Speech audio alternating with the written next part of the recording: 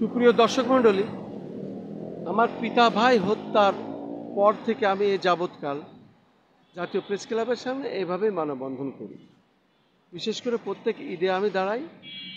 অন্তর্বর্তী সরকার আসার পর আমি ঈদের পরের দিন থেকে দাঁড়ানো শুরু করি। তবে মাঝে মধ্যে আমি বিশেষ অবস্থানে মানববন্ধন করি, সংবাদ সম্মেলন করি, যেটা আমার ঝিনাইদহ জেলাও সংবাদ সম্মেলন করে এসেছি ওই সময়। তারপরে আমি ঘরে ফিরতে পারি না। তখন থেকেই আমার পিতা ও ভাইয়ের এইভাবে বিচারের দাবিতে আমি জাতীয় প্রেস ক্লাবের সামনে দাঁড়াই। তবে এই মানববন্ধন দাঁড়ালে পরে অনেক সময় অনেক সাংবাদিক এবং বিভিন্ন পেশার মানুষেরা এসে এখানে তারাও অনেক কথা বলতে চান। ঠিক তারই ধারাবাহিকতায় একজন ব্যক্তি এসেছেন, উনি একজন সাংবাদিক কলামিস্ট মতিউর রহমান সর্দার। আমি তাকে যতটুকু চিনি, যেহেতু জাতীয় প্রেস ক্লাবে ওনার আনাগোনা। আপনি আজকে কি বলতে চাচ্ছেন? যেহেতু আমার পিতা হত্যা হয়েছে 2006 সালে, ভাই হত্যা হয়েছে 2008 সালে, আমি একজন ভুক্তভোগী। আমার ধরেন বলার আর কিছু নাই। বলতে বলতে আমি সব নিঃস্ব শেষ, বাড়িঘর ধরে যাই না। ওকে, শুধু আনাগোনা না, আমি ঢাকা সাংবাদিক ইউনিয়নের একজন সদস্য, সে সুবাদে আমার প্রেস ক্লাবে আসতে হয়। আর যারা দেখে বিভিন্নভাবে তারা এখানে আসতেই হয়, সেই হিসাবে আসতে হয়। এবং আপনার বিষয়টা অনেক আগে থেকেই জানি, অজানার কিছুই নেই। এখানে আপনি দীর্ঘদিন এই যন্ত্রণার আগুন বুকে বহন করে বেড়াচ্ছেন। যে মানুষ স্বজন হারায়, যেভাবেই হারায়, সেই যন্ত্রণা সেই বোঝে। আর মানুষ পারে অনেক উপলব্ধি করতে এই কষ্টকর বিষয়, জ্বালা যন্ত্রণা কেমন উপলব্ধি হতে পারে। আমিও, আমার পিতামাতা যদিও খুন হত্যার শিকার হন না, স্বাভাবিক কারণে আল্লাহর নিয়মে মৃত্যুবরণ করেছেন, সুক্রিয়া। তো এই যে মৃত্যুটা অস্বাভাবিকভাবে আপনার পিতা মাতার, তাও আবার আওয়ামী লীগের আমলটাই এবং আওয়ামী লীগের লোকজন জড়িত। আপনার পিতা বাংলাদেশ জাতীয়তাবাদী দলের ভাই, আপনার বাংলাদেশ জাতীয়তাবাদী দলের অনুসারী হিসাবে যা দায়িত্ব সেগুলো পালন করার চেষ্টা করছেন বাংলাদেশ জাতীয়তাবাদী দলের পক্ষে।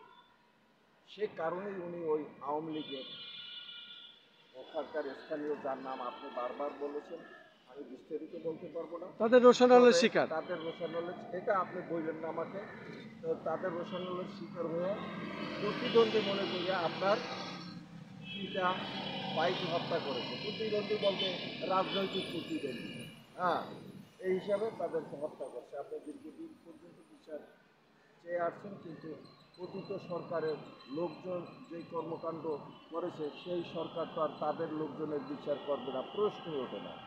আজ প্রেক্ষাপট পরিবর্তন হয়েছে।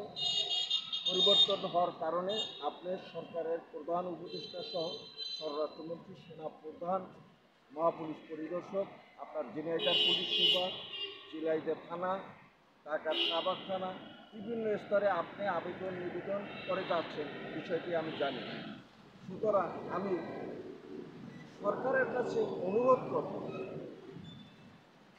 আপনারা মহান আল্লাহ পাকের অশেষ রহমতের কারণে ক্ষমতায় এসেছেন। ক্ষমতায় কেউ বসাবার ক্ষমতা কোনো মানুষের নাই। মানুষের দিতে পারে সমর্থন, কিন্তু আল্লাহ পাকের অবশ্যই এই ক্ষেত্রে তার রহমত থাকতে হয়, তার সমর্থন থাকতে হয় সর্বপ্রথম। সেই কারণেই আপনারা এই প্রেক্ষাপটে বাংলাদেশের দায়িত্ব নিয়েছেন উপদেষ্টা। আপনারাই কতটুকু ভালো কাজ করতেছেন, কতটুকু আপনাদের অজানা তথ্যের বাইরে সঠিক কাজ করতে পারতেছে না, সেগুলো আপনাদেরকেই বের করতে হবে এবং সঠিক কাজগুলি করার ব্যবস্থা করতে হবে। এই বাংলাদেশের মাটিতে যেন মানুষের হাতে কোনো মানুষ হত্যার শিকার না হয় এবং মানুষের বদনাম না হয়। একজন মানুষ কী করে মানুষকে হত্যা করতে পারে? মানুষ অন্যায় অপরাধ করতে পারে, কিন্তু সেজন্য তার আইনগত বিচারের ব্যবস্থা আছে, আগেও ছিল, এখন এই আধুনিক শিক্ষার উন্নয়নের যুগে আরও অবকাঠামো ভালো হওয়ার কথা, আইনগত মানবিক বিচার সব কিছু।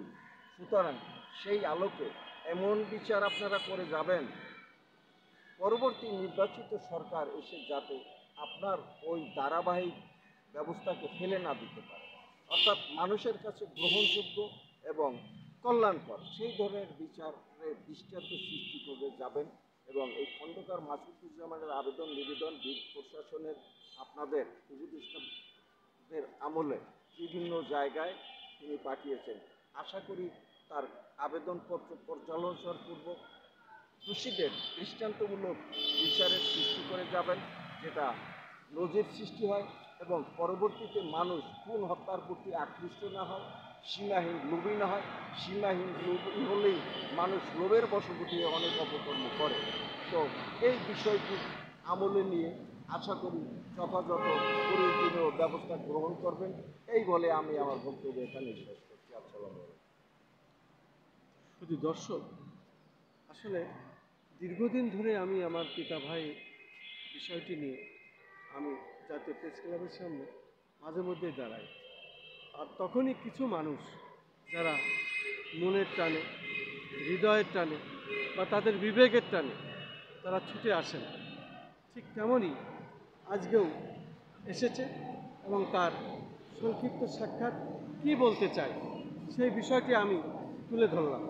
আসলে বলার এখানে কোনো ভাষা নাই।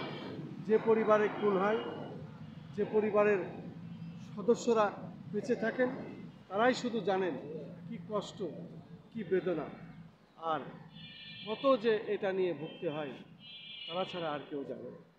আমি সেই ভুক্তভোগী পরিবারের একজন খন্দকার মাসুদুজ্জামান, একজন সাংবাদিক, ইউটিউবার হিসেবে আমার বলার ভাষা